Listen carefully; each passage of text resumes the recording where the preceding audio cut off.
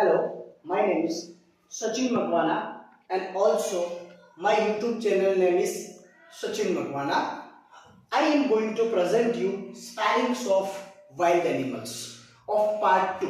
બરાબર, હું જંગલી પ્રાણીઓના સ્પેલિંગના માટે ભાગ 2 લઈને તમારી સમક્ષ આવી ચૂક્યો છું. બરાબર, આની પહેલાના સ્પેલિંગ સિરીઝમાં મેં તમને બર્ડ્સ એટલે કે પક્ષીઓના સ્પેલિંગ અને સાથે સાથે ફ્રૂટ્સ એટલે કે ફળોના સ્પેલિંગ હું તમને શીખવાડી ચૂકેલ છું. બરાબર, તો હવે આપણે વાઇલ્ડ એનિમલ્સના સ્પેલિંગ શીખવાડવાની શરૂઆત કરું છું. બરાબર, આમાં પ્રથમ છે RHINOCERAS.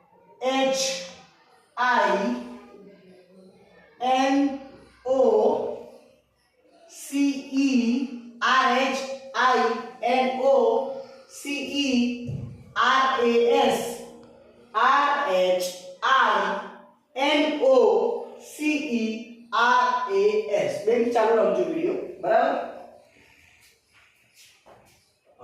ચલો અહીંયા જો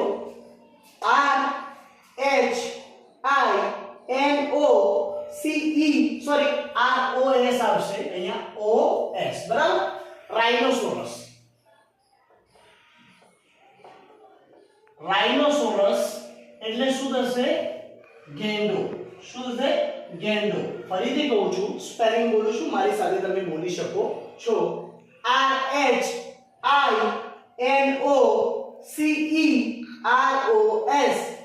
રાઇનોસોરસ એટલે રાઇનોસોરસ એટલે શું થશે? ગેંડો. શું થશે? ગેંડો. બરાબર, અને આમાં હું તમને કીધું કે આપણા ભારતમાં એક સિંગી ગેંડો છે જે અસમમાં જોવા મળે છે. ક્યાં જોવા મળે છે?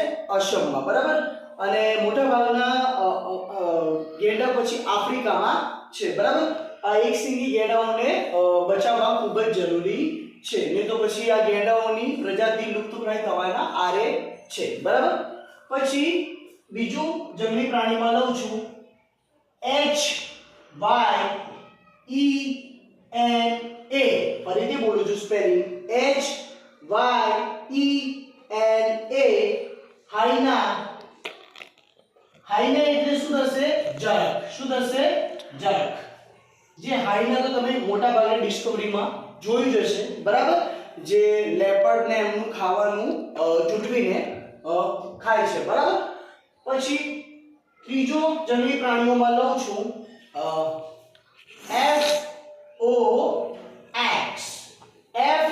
FOX.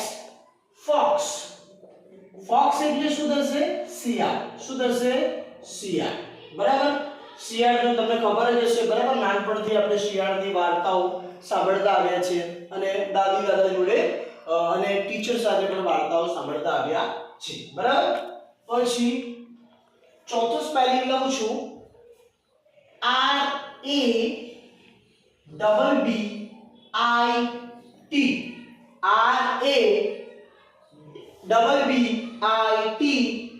રેબિટ. રેબિટ એટલે શું થશે? સસલું.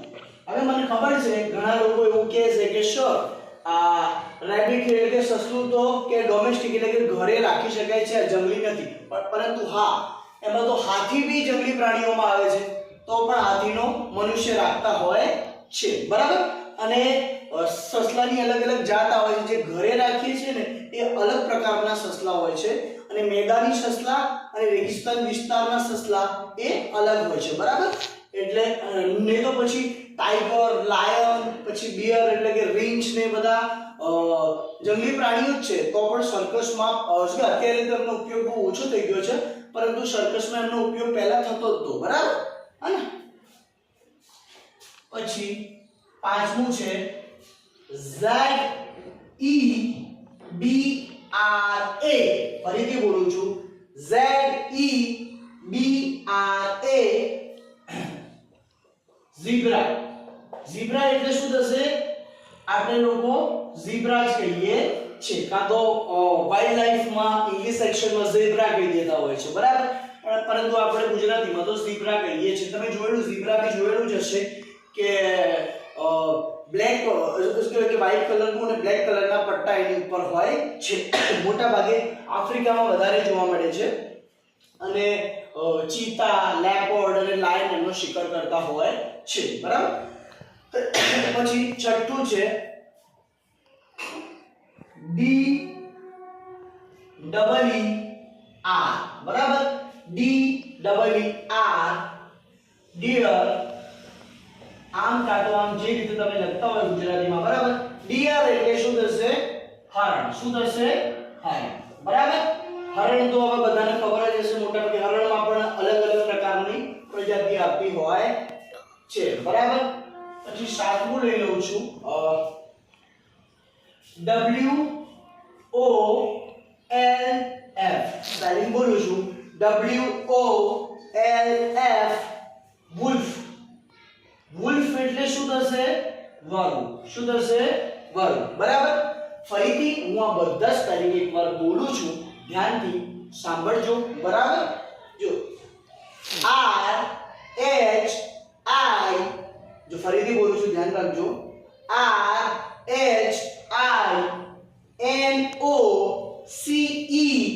RHINOCEROS, રાઇનોસોરસ. રાઇનોસોરસ એટલે ગેંડો. તો ભારતમાં કઈ જગ્યાએ જોવા મળે છે? આસામમાં. ક્યાં? આસામના ભારતમાં, બરાબર.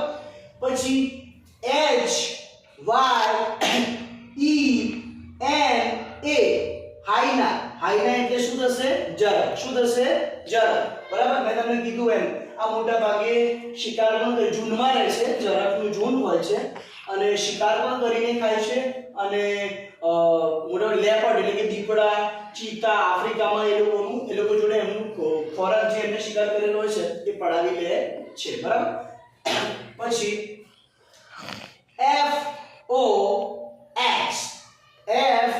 FOX, focus. ફોક્સ એટલે શું થશે? શિયાળ. શું થશે? શિયાળ. બરાબર. પછી ચોથો સ્પેલિંગ છે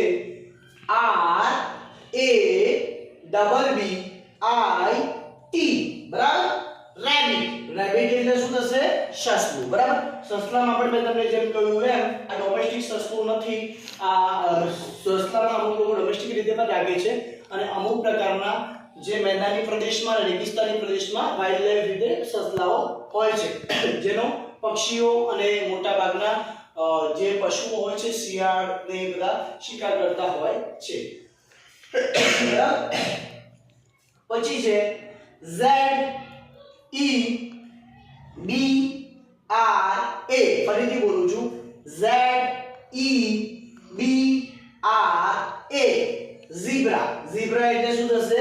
ઝીબ્રા. બરાબર. ઘણા લોકો આને ઝીબ્રા પણ પ્રોનાઉન્સ કરતા હોય છે, બરાબર. DEER, શું છે? DEER, dear. ડિયર એટલે શું થશે? હરણ. શું થશે? હરણ. બરાબર.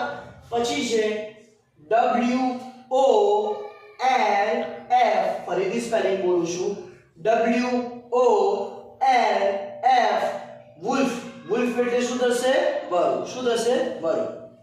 એકવાર અહીંયા ફોકસ કરી, ધ્રુવભાઈ અહીંયા ફોકસ કરી દો.